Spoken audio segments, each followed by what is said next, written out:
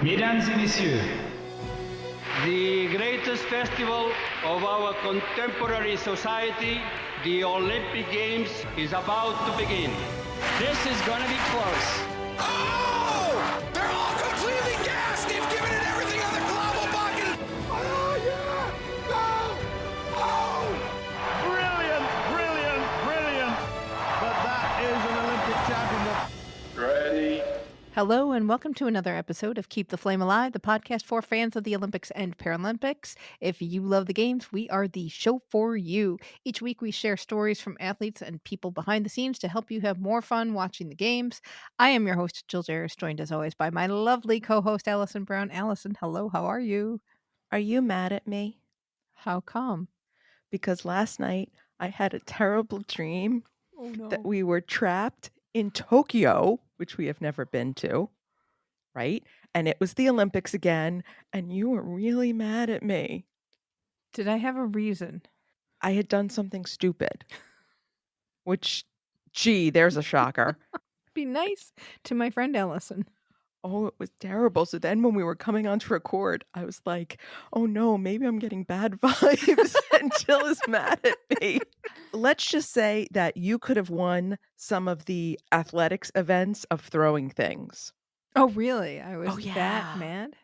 Yeah, I've never seen you mad, ever. Oh, that's good. Let's keep it like that. Even in your dreams. Come on. Come on, Alison Dream World. It was much more traumatic than the dream where we were in Stockholm on the roller coaster going to the Stockholm Olympics. So if anyone is a psychologist out there and can help me, I would appreciate it. Oh, boy. Wow. Well, that wild ride leads us into a nice, fun interview. Today, we are talking with Michael Payne. Michael has been connected with the Olympic movement since the 1980s, first working with a marketing agency that did the International Olympic Committee's marketing. And then in 1988, when the IOC brought that function in-house, he became its first director of marketing and also managed broadcast rights, helping to develop the top sponsorship program. He left the IOC in 2004 and created his own firm called Payne Sports Media Strategies, which does strategic consulting in the sports and entertainment industries, including working with Olympic bids and sponsors. He's also been a special advisor to Bernie Ecclestone in Formula One racing. In December, the IOC awarded Michael the Pierre de Coubertin Medal for his contributions to Olympism, notably for his book Tune In, a collection of 1,200 political cartoons depicting the history of the Olympic movement. We talked with Michael about his book and developing the top sponsorship program, and we talked with him in November. So this was before he got the Coubertin Medal, but after we knew that Seoul 1988 was going to be our historical focus for the year, so we got some Seoul talk in there as well. So take a listen. Michael, thank you so much for joining us. You've had a long career on the marketing side of the IOC, which predates the IOC having a marketing function. So talk to us a little bit about those times. I mean, it was 1983 when you started working with the games in a contract type role. The IOC was a very different organization then. So what made them decide to invest in marketing? Well, listen, great to be with everybody today. Thank you for inviting me on. Yeah, it's a long time ago, back into the early 80s, when I first became involved with the Olympic movement. And it's funny, when people sort of look at the Olympics today with the billions of dollars of contracts, so the sheer scope and size of staging the games and the importance as a media asset, they forget in the early 80s, before the Los Angeles Games, for most people, it was game over. They didn't see much of a future for the Olympics. There was no money coming in. There were no bid cities. And most of the commentators at the time, most of the media were writing the obituary of the Olympic movement, saying it had been great for the 20th century, but had become too political, too expensive, memories of the bankruptcy of Montreal. The games were not expected to continue. So when I joined in the early 80s, it was not necessarily at the time viewed as a potential interesting career move. But under the leadership of the IOC, under Samaranch, there was no queue of people waiting to support the games to ensure they survived. There were no governments lining up to write a big check. And so it really was a question of survival. Either the IOC was to succeed in finding its feet and its own independent revenue sources, or you were going to shut up shop. And so to answer the question why, survival. If there was no revenue support, the games would not have continued. So when you're talking about survival, this is coming off the boycott of 1980. How much of an influence was that in that view that it was gone? Well, I think that was just part of the broader backdrop you were dealing with, that if by chance you could persuade a city to host the games and you would then spend 7 years preparing, and then suddenly when it was time for everybody to turn up, the superpowers would scream boycott. And whether it was, in 76, it really started with the African boycott in Montreal with the debate over apartheid in New Zealand. By 1980, the Olympics was caught completely in the crossfire of superpower politics, with decisions being taken by political leaders, often on a very ill-informed basis.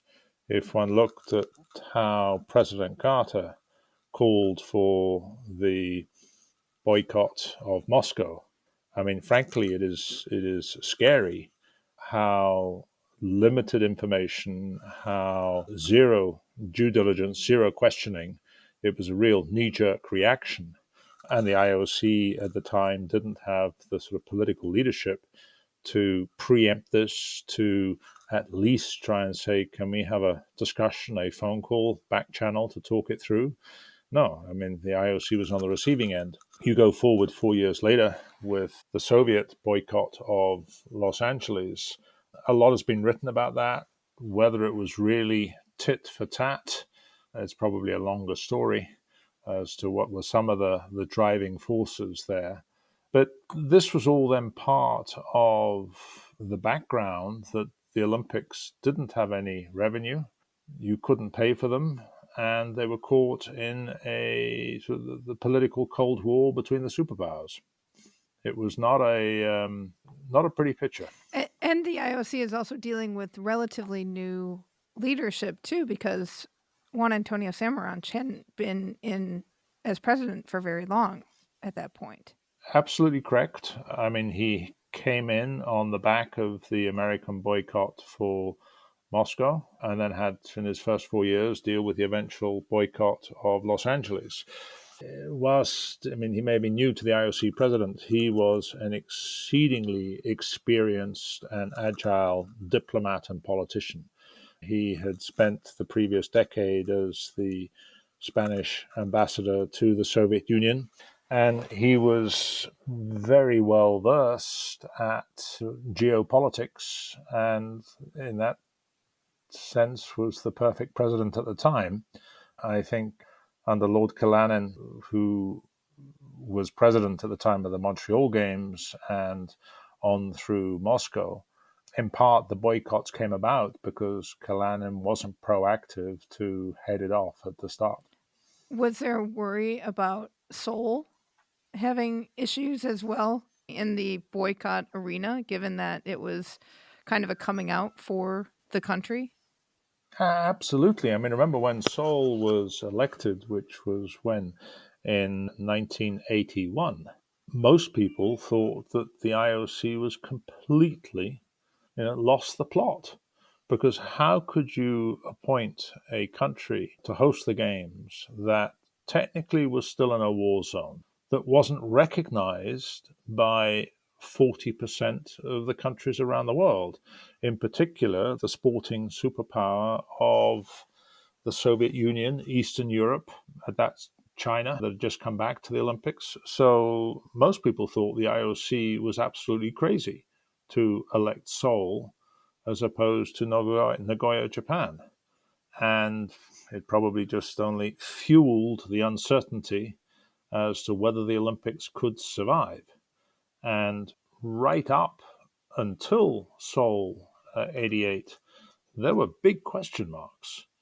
If you remember with the Asian Games, was a year or two before the Olympic Games, North Korea was letting off bombs at Kimpo Airport in Seoul.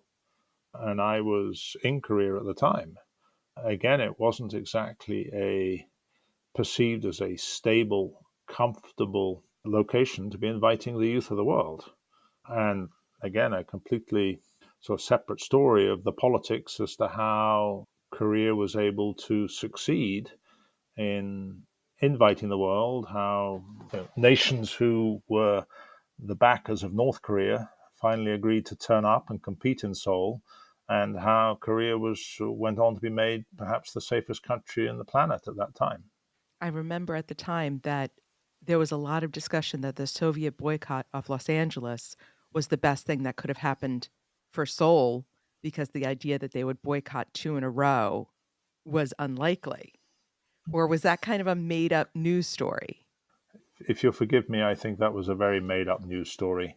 There was a fascinating book written by Dick Pound called 5 Rings Over Korea, and that tells the story of how Samaranch, at the height of his political skills, effectively ensured that the Soviet Union would not boycott North Korea. Sorry, would not boycott the games in Seoul. And he did this by double-crossing North Korea, because if you were going through the 80s and 85, 86, the North Koreans were demanding that the games be co-hosted. And much to South Korea's astonishment, Samaranch said, I think you should entertain this idea. And back then, the IOC, a much smaller organization, didn't have the political sort of power to enforce these decisions. So Samaranch had to get South Korea to understand that the best insurance policy of ensuring that the Seoul Games would be a great success would be initially to engage with North Korea in a dialogue over whether they would co-host. And Samaranch convincing the president of the committee and the president of the country to basically trust me here. And the North Koreans came along with a number of demands, which ranged from they wanted to co-host some events, and Samaranch sort of said, yes, why don't you have archery? Which again, people looked on and said, why on earth did he give them archery?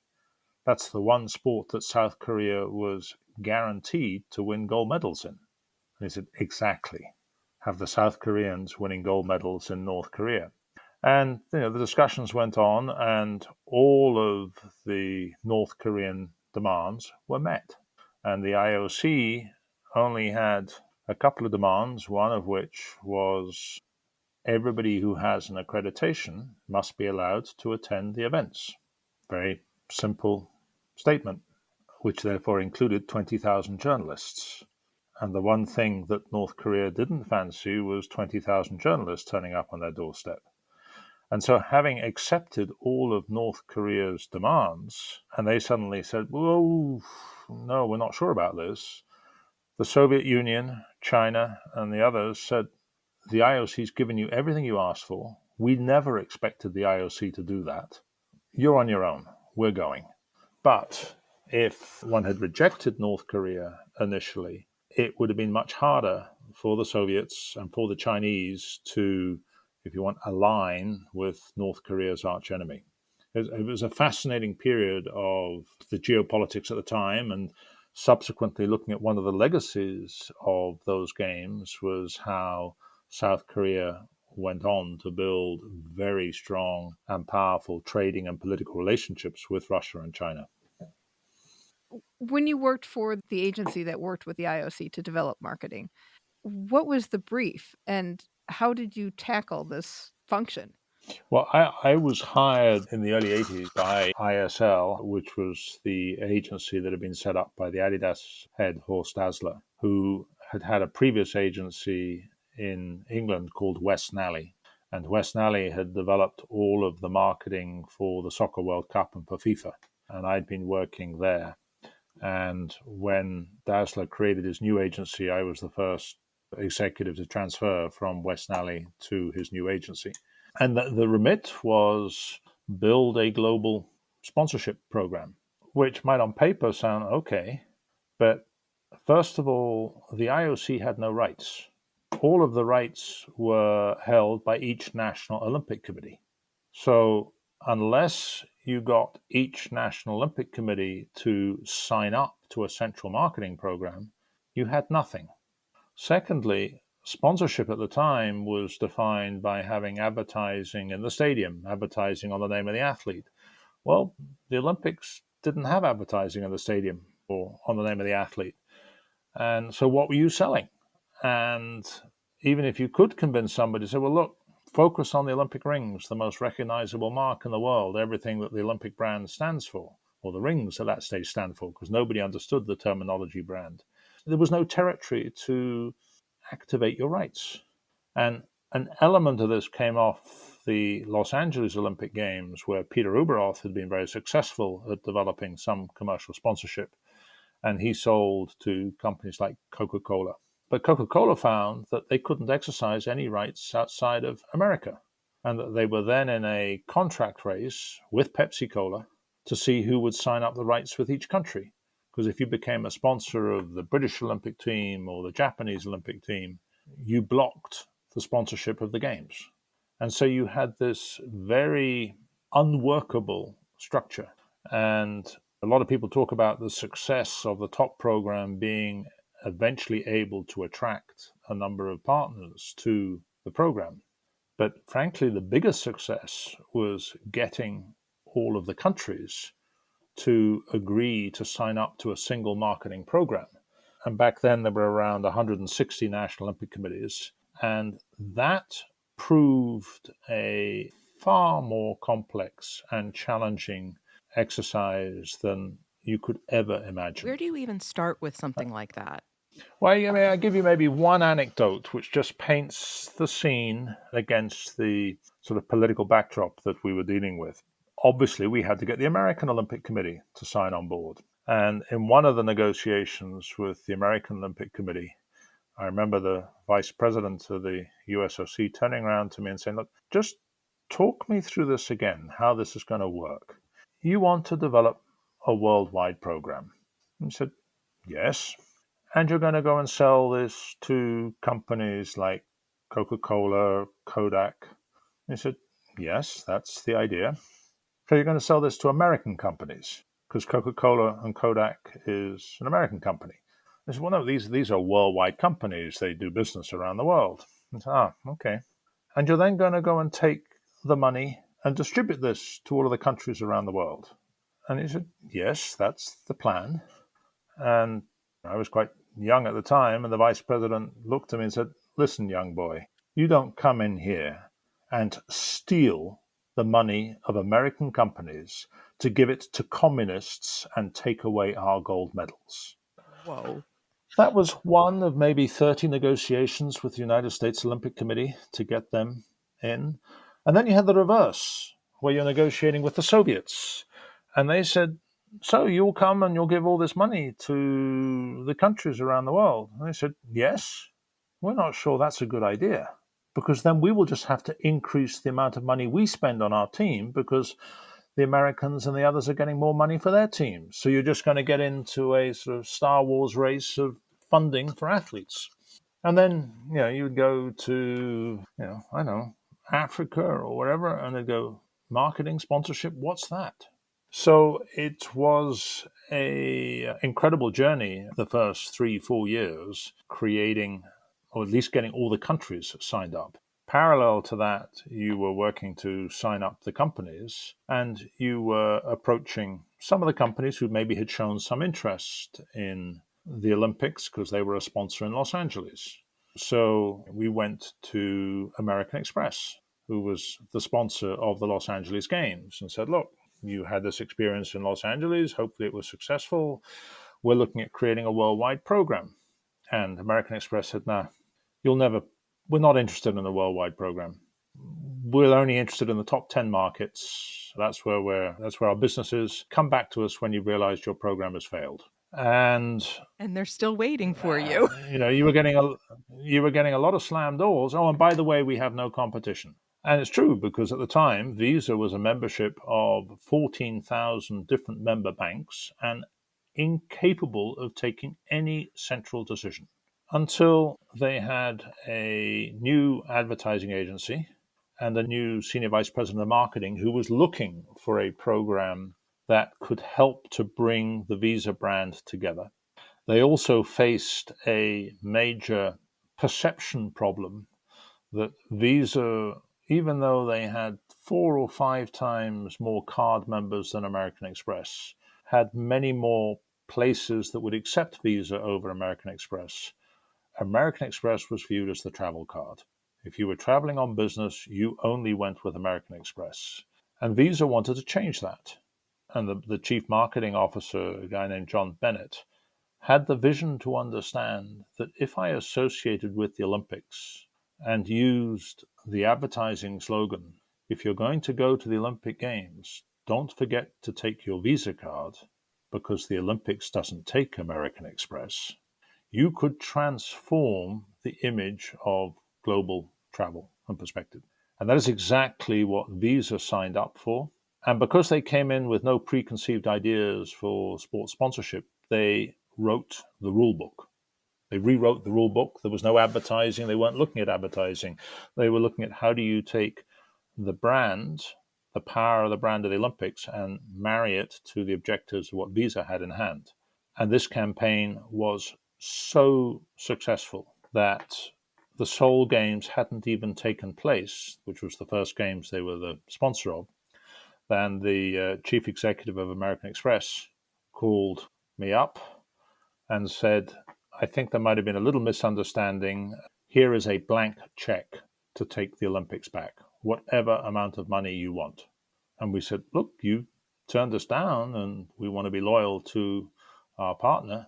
So no, thank you.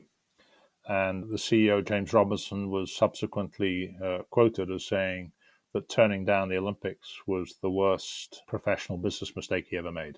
And those types of stories and campaigns really helped to launch the top program into what it is today, where you still have Visa decades on as one of the key partners. When you started this, how good were you at negotiating? I don't know. I was very young and we were making it up as we went along. What sort of things did you learn?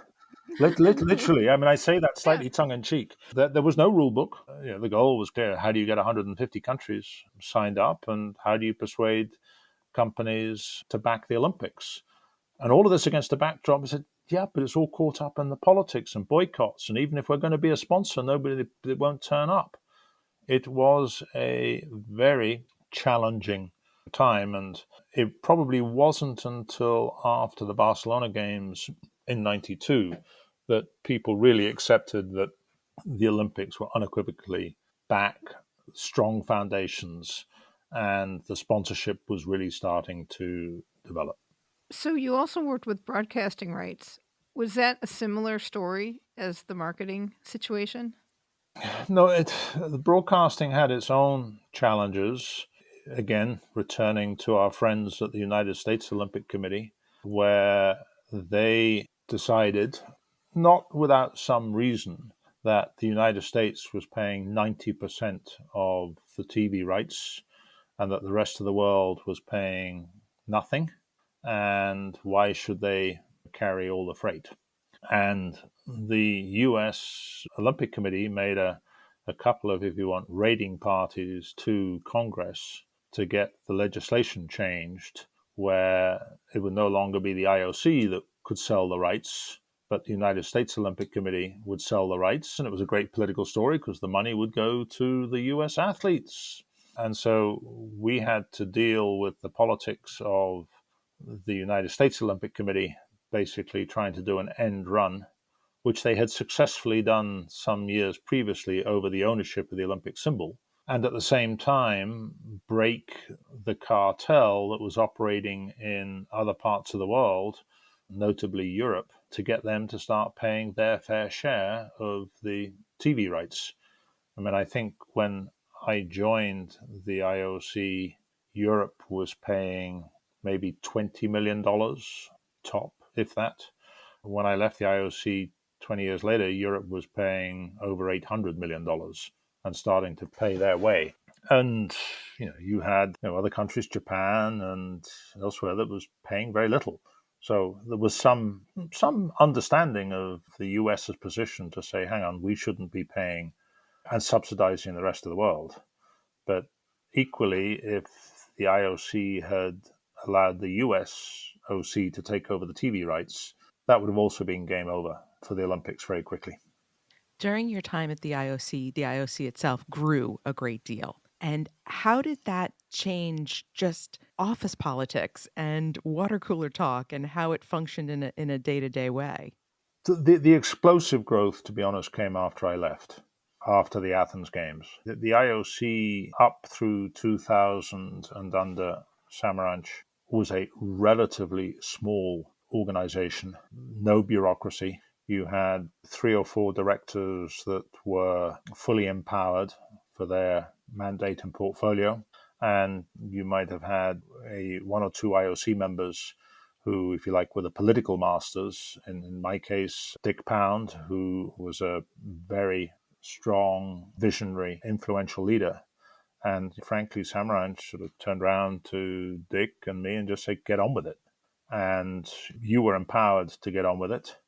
You took very early control over the organizing committee. And after some of the problems that we encountered in Atlanta Games, took over total control in terms of as it related to the business perspective going forward. Clearly, when you're growing that fast, you don't have all of the sort of the processes and everything else to support.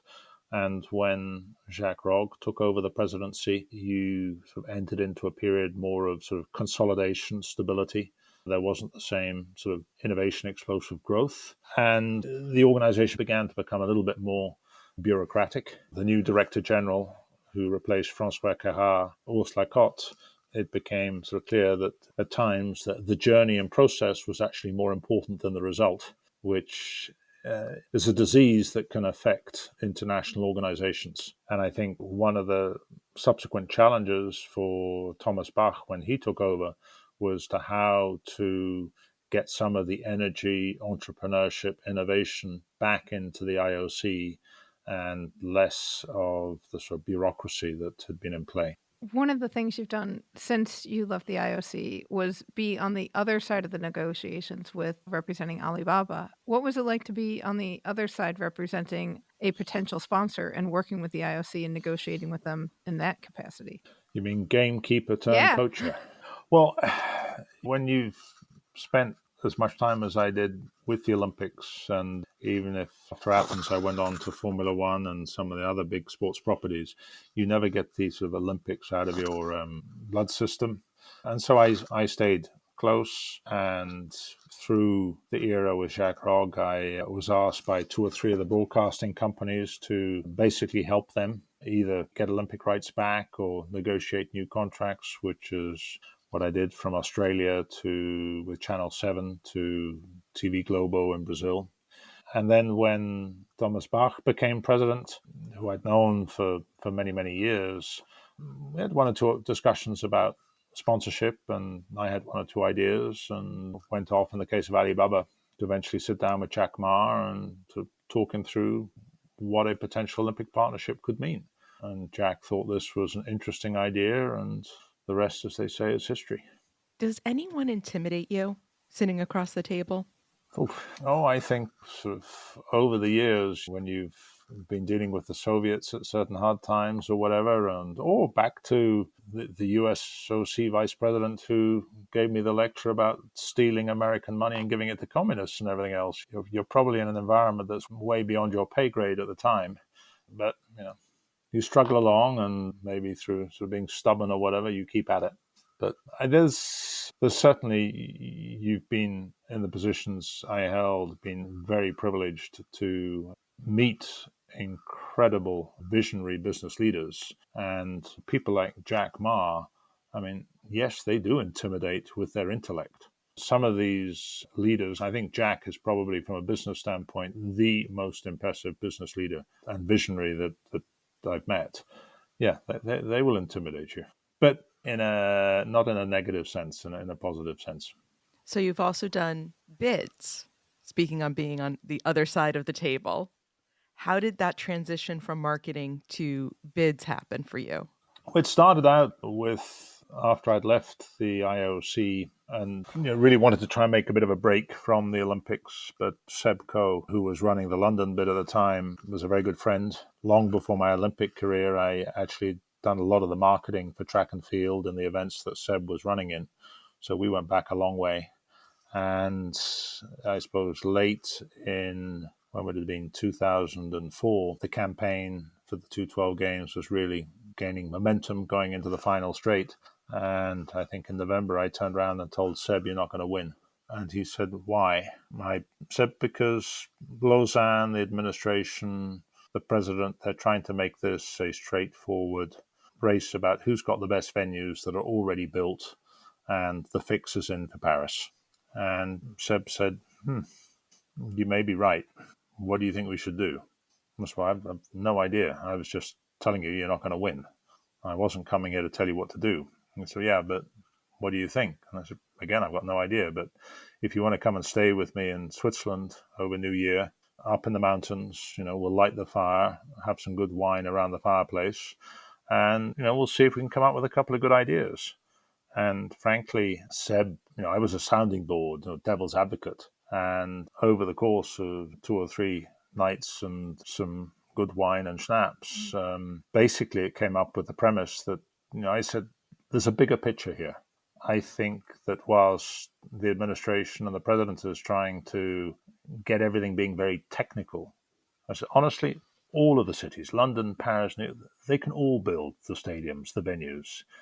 I think there's a bigger vision, and it's how can the Olympics and the staging of the Olympics be used as a catalyst to fulfill potentially a bigger vision. And I would wager that 51% of the membership would buy into that, whatever that vision might be. And it was Seb who subsequently came up with one of the biggest challenges facing sport is engaging the youth of the world, because they're, whether it's becoming couch potatoes, sport isn't on the school curriculums in the way it used to be, certain sports events are not being followed. I think he was talking even about his own kids not really following the World Track and Field Championships. And yet when he was growing up, when I was growing up, that was the big event to follow. And that's where Seb sort of came up with, well, maybe we should use the Olympics as an inspiration for the youth. And I said, look, I think that's a powerful message. Why don't you go and try it out on a few members, see what they think? And he called me back a couple of weeks later and said, we're on. That's the point. That's the message. And so, I helped London through the games. Didn't make myself very popular with the French. As an aside, the book I wrote on the business of the Olympics, Olympic Turnaround, which tells the whole business story, I think has been translated into 15 languages. The only language it's not been translated into is French. And I think probably, with my occasional comments on how things stand with Paris 24, that I think in the end will be great games. But like every road, it's a bit of a bumpy road getting there. So after London, I knew the leadership in Brazil, and they asked if I would sort of help and act as an advisor to them. And I made it very clear with my work at Formula One with Benny Ecclestone that I would sort of still maintain certain other mandates. And Brazil was another fascinating journey and challenge of bringing the games to a continent that had never hosted, but had a potentially very powerful story to tell. And with a few other international consultants, we gently tried to knock Brazil into shape.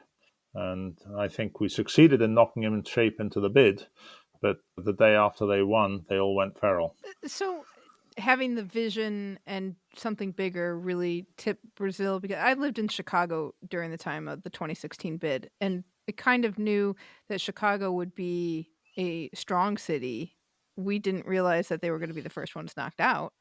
I don't think anybody expected them to be knocked out first round, and they were a very strong city. But you had bid leadership that didn't understand how to campaign and lobby. And I'm not talking about, any nefarious issues here that sort of subsequently came to light. And frankly, when you look at the results, were completely unnecessary. But I give you one anecdote. We started working with President Lula and what his messaging should be 1 year before the presentation. When President Obama made his speech, And, as he started speaking, clearly this is one of the greatest orators in the world. Never mind, your view on the politics or whatever. He is a brilliant orator. And he began speaking, and I said, it's game over. We're good. And I knew one or two of the people who'd been working for the Chicago bid and said, look, what happened? Where was the visionary, powerful speech? And they said, Michael, don't ask. Do you want to know when he started writing the speech? On Air Force One flying over. You cannot leave your homework to the last minute. Well, it's actually, I know that there was a big debate about whether he should fly to Copenhagen for the session or not, and he was damned if he did and damned if he didn't. But I think at the leadership level was very poorly advised as to how the politics of all of this worked. And the leadership of the Chicago bid thought that this was going to be a sort of technical beauty contest. And it isn't just a technical beauty contest. And I remember at the time, during the voting, I was asked by the BBC if I would do the sort of live color commentary as to the voting process. And was in there in the media center, and on my left were, I think, the 4 US networks.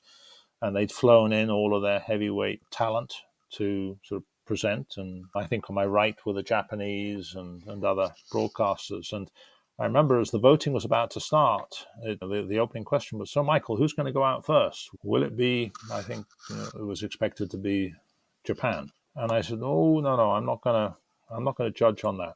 There is always the curse of the first round.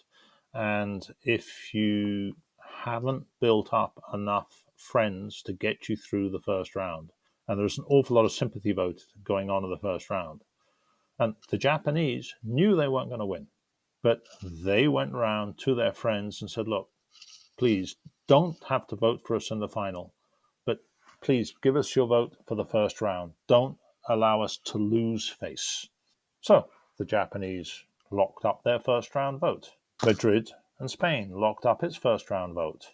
Rio, who by that stage within the membership was seen as by far the strongest candidate, and Chicago, that was everybody expected to go through to the second round, expected it might have even been through to the final.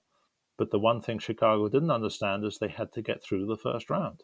And so when Rog opened the envelope and said, and Chicago will not proceed to the next round, the 4 networks to my left, you could have heard a pin drop.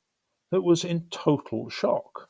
And it took them probably nearly 10 seconds to sort of finally blurt out, well, that was a surprise. But, it was indicative of a lot of the lessons that the US had been so successful at learning when they won the games in Atlanta for 96. That was a surprise for everybody else then.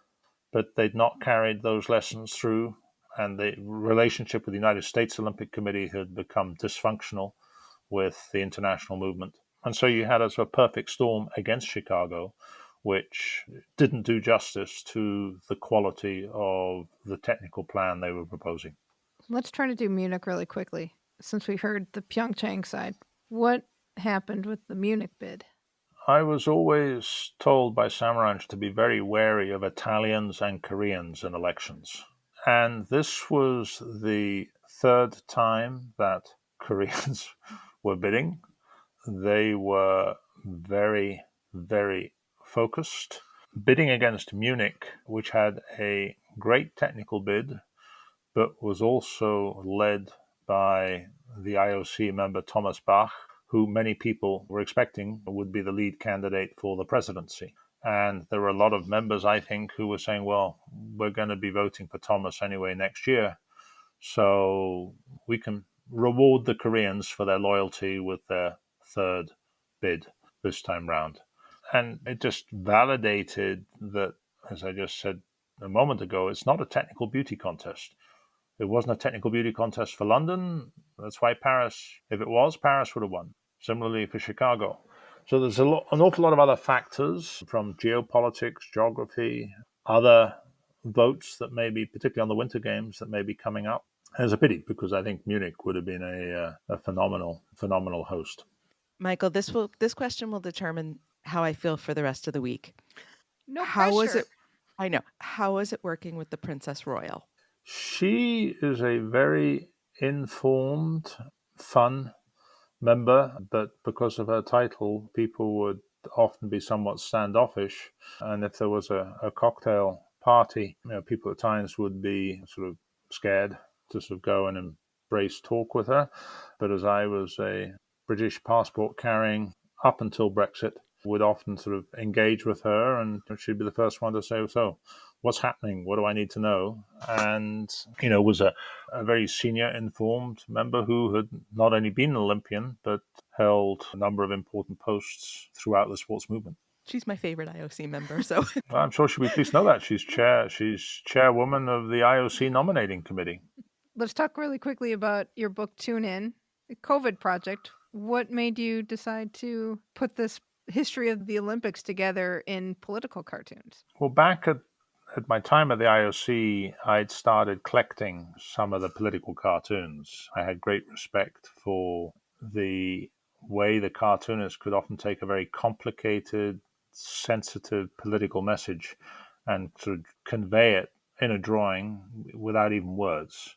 So I used to collect a few cartoons. I had them hanging in my office that often sort of would cause raised eyebrows for journalists when they would come in there, because some of them were quite edgy, shall we say, towards the IOC. And I just thought, wouldn't it be fun to tell the history through the political cartoon? But like always, it's one of these projects that you talk about, you never actually bother to get round to doing. Along comes COVID. You couldn't travel. So I thought, well, why don't I actually sort of shut up and do something, try and see if I could put it together. And at the time, I think I had maybe 100 cartoons, and I thought that would be enough to write the book.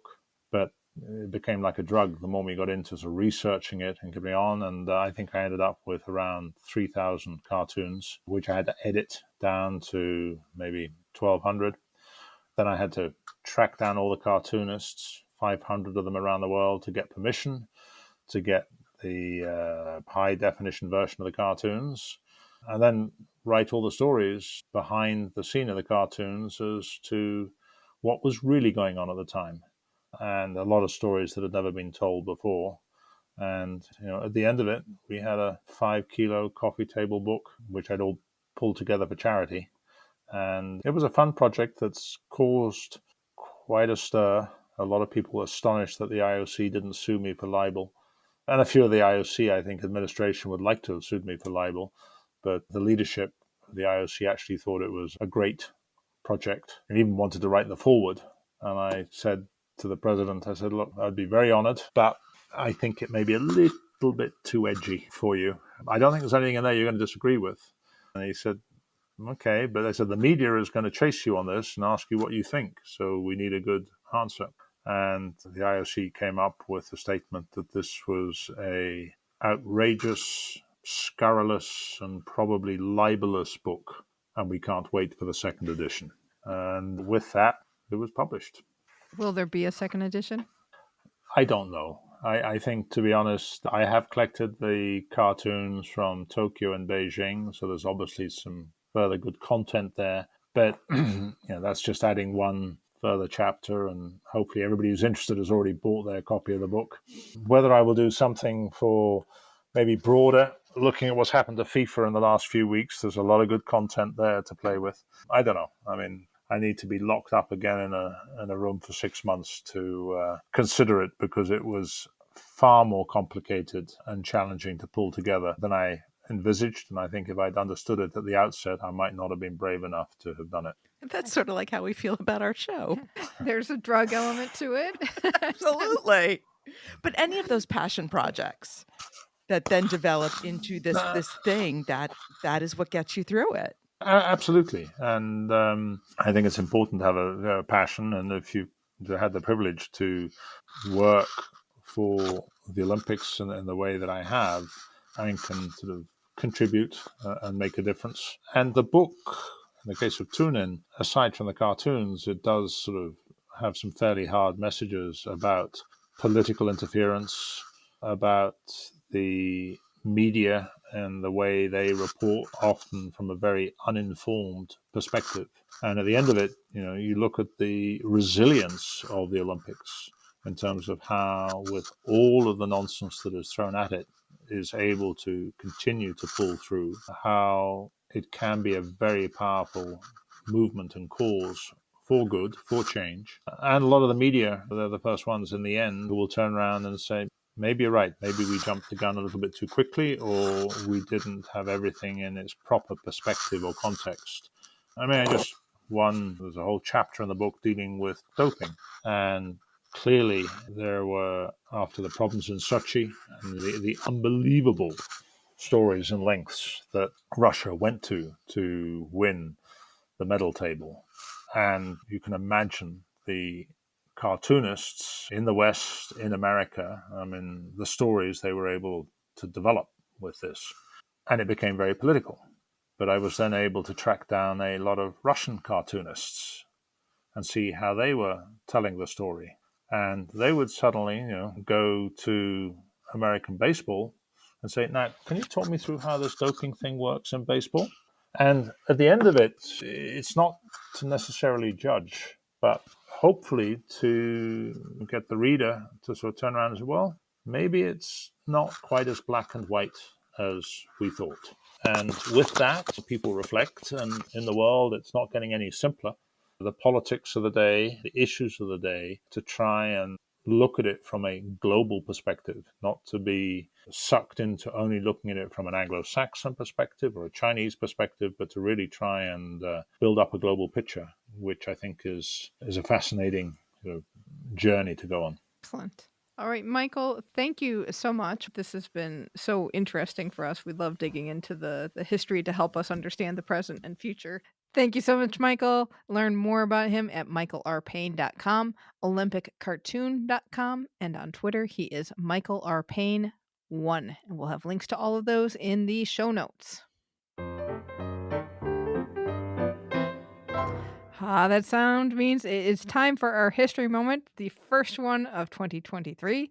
Seoul, 1988. Alison, you're starting us off. What do you got? I'm starting us off with probably the most famous story from Seoul, the pigeon roast from the opening ceremonies. We cannot discuss Seoul without starting this. So the opening ceremonies for Seoul took place on September 17th, 1988. And as part of the ceremony, as has been done since 1920, over 100 live doves were released over the stadium. All I know is that it was over 100. Some news reports say hundreds. Some news reports say 100. Some say a flock. So the number is not recorded that I could find. And most of these smart birds flew out of the stadium. Some, however, settled on the top and edge of the cauldron. They wanted a good view? They wanted a good view, and birds settled where there's edges. Made perfect sense.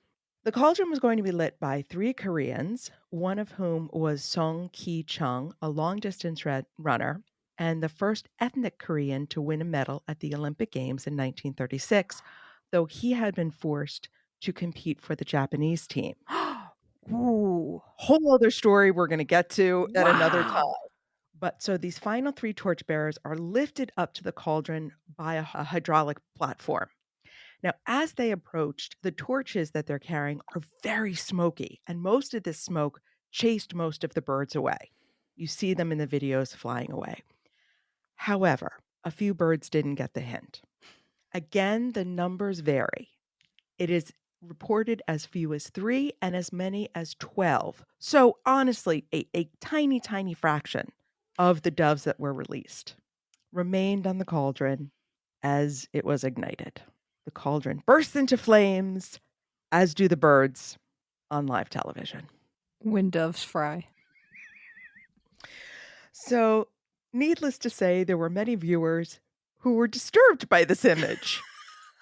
And when you listen to the original American broadcast, they completely ignore the birds. And generally, from the reporting that I read at the time, most broadcasters ignored the birds, despite the fact that they all saw this coming. But in the news reports at the time, it was reported hundreds of birds were burnt, dozens of birds were burnt. So it was played up much more. Based on all the video evidence, it is 12 or fewer and down to maybe 3. However, since 1988, we have never had a live dove release. They've become artistic, paper, lights, projection, but nobody wants another pigeon fry at their opening ceremonies. Wow. And I'll tell you, that's just the first story on the opening ceremonies. We got more coming. Oh, yay. I'm excited.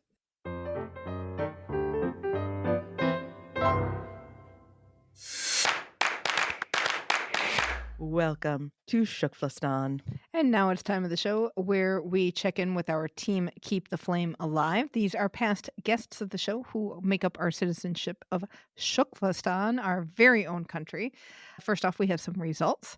Nordic combined athlete Annika Malacinski competed at Otepää, Estonia, and she was part of a mixed team relay that finished 8th. And then she also competed individually, but it was a rough weekend for the women and wind. On her first individual event, the ski jumping was canceled because of high winds, but she placed 14th in the 5K mass start. And then the next day was another race, and ski jumping was back. She placed 25th in that, but did not participate in the 5K race. At the U.S. National Short Track Championships, speed skater Ryan Shane finished 7th overall, and his best finish was 3rd place in one of the men's 500 races. He also medaled in some of the junior events. Oh, good for him. Yes. Straddling the line between junior and senior. But his feet have finished growing. And at the U.S. National Long Track Speed Skating Championships, Erin Jackson placed first in the 2 500-meter races that were there. And then in the 1,000 meter, she placed 3rd. And in the 1,500 meter, she placed 4th. And in some other updates, you mentioned last week about Josh Williamson having a groin injury. Oh, no. He had to have surgery on his hip. What? So he had, I believe it was a hip labial repair. I maybe. Is that something like what Deanna Price had? No, Lauren Gibbs. Oh, okay. Oh, I wonder if this is a bobsledder thing. I don't know. We're going to have to find out. But the good news is he's doing very well. He's up and moving. He is rocking his hospital gown. And he was already on the exercise bicycle. Oh, good for him. In the video. So he's doing well. So best wishes for a speedy recovery for him. Dawn Harper Nelson gave birth in December to her second child, Zoe. Dawn had some complications with birth, but both mom and baby are home and doing well now. So yay! And more babies. Superfan Sarah and her family welcome son Everett Alexander. Few weeks early. He couldn't wait, but all is well and mom and baby are home and doing fine. Yay!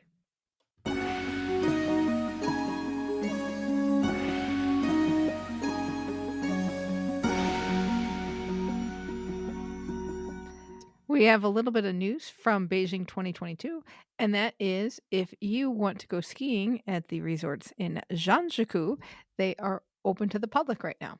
And that is very exciting. Zhangjiakou is where they did all the freestyle events. So they have a whole bunch of resorts back in there for skiing. And honestly, I mean, this might be skiing my speed, which is steep, but not too steep. So Zhangjiakou was the place where I almost slid down the mountain. Right. For lack of the 2 volunteers. I hope everyone's skiing adventures there go a little bit better than mine. So if you go, let us know.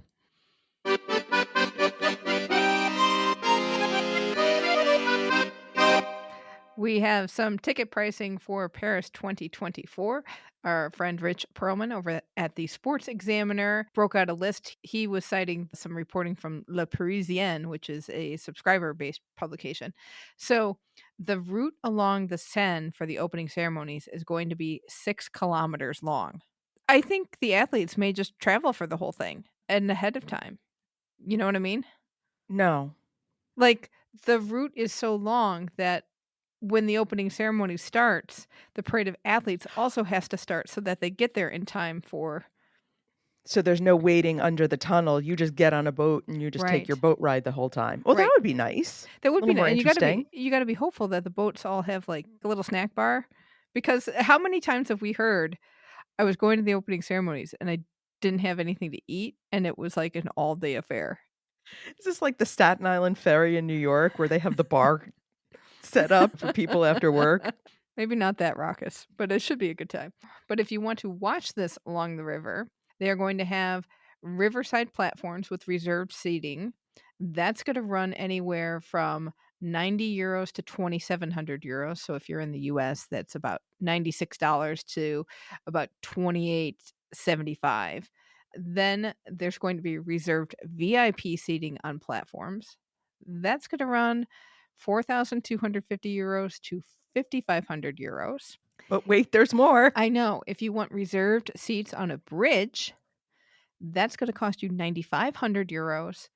And if you would like seats on a cruise ship on the river, that's 25,000 euros. But on the other side, you can just camp out and get some free spots. That is the good thing. They said there's going to be seating areas, but there's also going to be a big free viewing space from roadsides above the river. So yeah, camp out and get a free space. I'm very curious how this seating thing will work. But when I saw this price list, I went, oh, that's where they're making their money. As they tout their, 1 million tickets that are going to cost 24 euros. Well, we always knew that wasn't going to be for the opening ceremonies. Right. So Rich Perlman also said that the National Olympic Committee's got a ticket catalog last September, and the best seating, don't get discouraged here, these are the expensive seats, but the best seating for athletics and swimming was going to cost 950 euros a seat for the finals. Artistic gymnastics, it was going to be 600.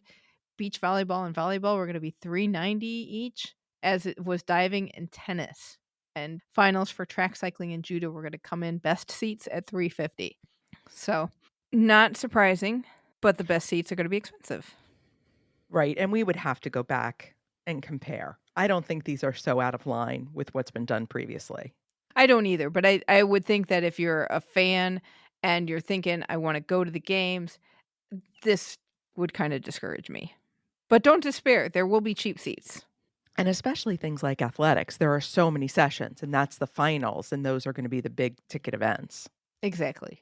Speaking of athletics, World Athletics announced its schedule. Competition for that will take place in the second half of the games, August 1 through 11. They will have 17 sessions, so there will be a lot of sessions. All of the finals for the non-road racing events will be in the evening. So that is something you can plan on already. The road racing events would be the walk and the 2 marathons. Those are going to be in the mornings.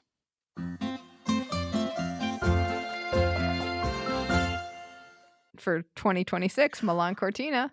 I know. I'm so surprised at this. So last year, the organizing committee asked for submissions from Italian students, and the public vote should be coming up very soon because the selection will be announced at the 2023 Sanremo Festival in February of this year. When I saw that you put this on the show sheet, I was very surprised that there was going to be selection that quickly. Because I looked at the festival. The festival's what, in like mid-February or something like that? That seems really quick. Right. And we'll have to see because they haven't even put up the voting and they're supposed to be voting. We did the same thing for the logo. And it was announced at Sanremo, I believe, last year. That's right. So I guess everything's going to get announced at Sanremo, excuse me. And got very New York for a second there. So that's the consistency, which makes sense because that's when the Olympics will be in February. But yeah, it's awfully early considering we just got the Frieges. Yeah. I'm very curious if this will actually get pulled off the way that was originally planned. But if it does, we could have more mascots. It's the only thing Milan Cortina has on time. We also have some follow-up from our Winter 2030 story from last week. Almost immediately after we taped, the mayor of Chamonix-Mont-Blanc said, oh, you think that there is a joint bid with Italy and Switzerland and us? Oh, that's nice, but it's not going to happen. We are not interested. Private entities are interested in bidding, not the government. So this could be nothing. The way it's going, the 2030 Olympics is going to be in my backyard. It's like nobody wants this thing. Maybe Detroit will bid again. Oh, like they did for 50 years. It's so frustrating. Right. But honestly, aren't a lot of games started with interest from a private entity? So who knows? Well, that's going to do it for this week. Let us know what you remember from Seoul, and we will share it in a future episode. You can email us at flamealivepod@gmail.com. Call or text us at 208-352-6348. That's 208-FLAME-IT. Our social handle is at flamealivepod, and be sure to join the Keep the Flame Alive podcast group on Facebook. And don't forget our weekly newsletter filled with other fun stories about this week's episode. And you can sign up for that at Flame Alive Pod. Yeah, do that. I love opening it because you've got some fun stories in there every week stuff that we don't talk about on the episode. So it's new, exciting content for you. Like what they did with the cooked pigeons. Really? Is that what's coming? No. Maybe I'll put some recipes in there. Yeah, so be sure to sign up at flamealivepod.com for that. Next week, we will have the first part of our interview with the legendary Dick Pound, who has just stepped down as the longest-serving member of the International Olympic Committee. Will he go rogue with us? You will have to tune in to find out. And on that note, thank you so much for listening, and until next time, keep the flame alive.